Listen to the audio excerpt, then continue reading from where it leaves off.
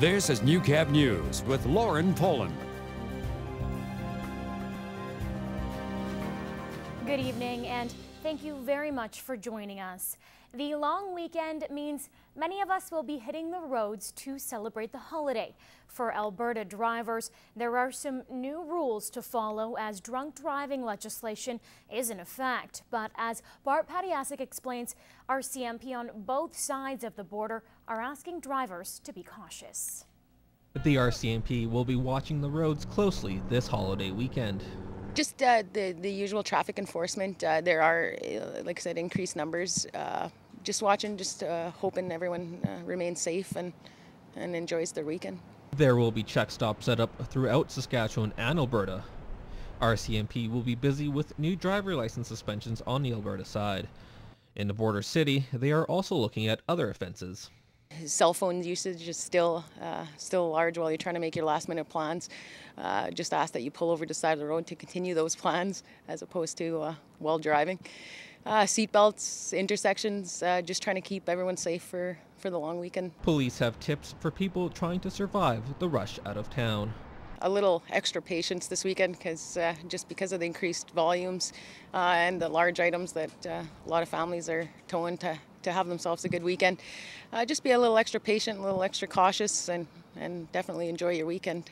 Bart Padiasic, Newcap News.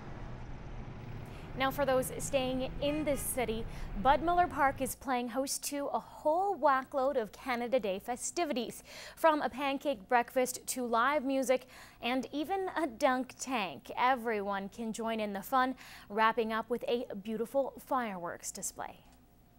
All the events will be down at the amphitheater, so at the far end of the park in the big field. There'll be a large tent for the pancake breakfast and for vendors in there after.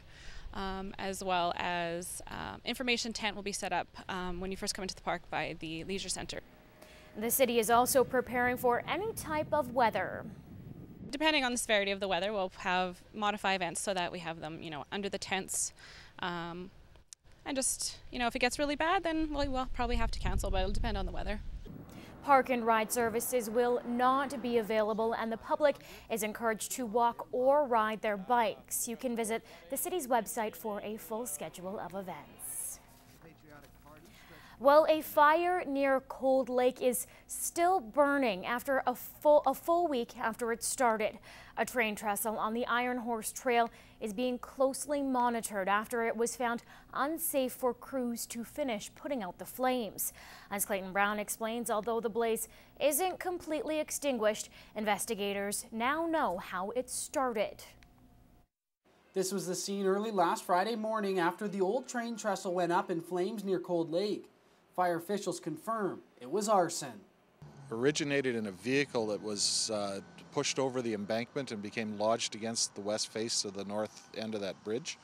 The fire was set by a person or persons unknown and then spread from the vehicle up the side of the trestle bridge. It's believed the car has been there for nearly a year, and the fire, burning for a full week now, has made conditions unsafe for firefighters.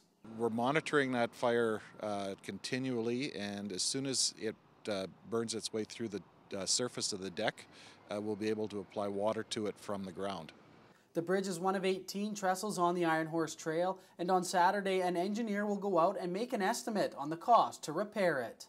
We'd love to rebuild it. It's certainly a part of our history, and it's a historical trestle. It's been there since the early 1930s, and it'd be nice to rebuild that part of it.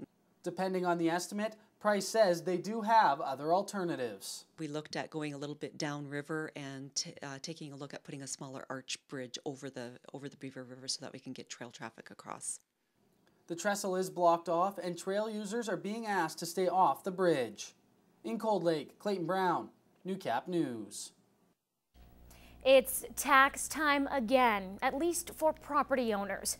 Lloydminster has bumped up its property tax deadline from the end of July to the end of June, a first for the city. In Alberta use June, and we thought at that point, because July is in the middle of summer, it wasn't really a good time where people are around that they wanted to run down and pay their taxes. Are due tomorrow. Residents are receiving a grace period due to the change. Because this is the first year we've done this, we're actually waiving penalties for the month of July. So the actual penalties won't start until August 1st.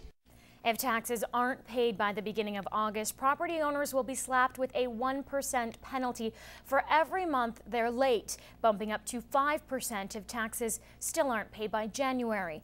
Property owners can pay firsthand at City Hall through their financial institution or online banking, along with other payment options.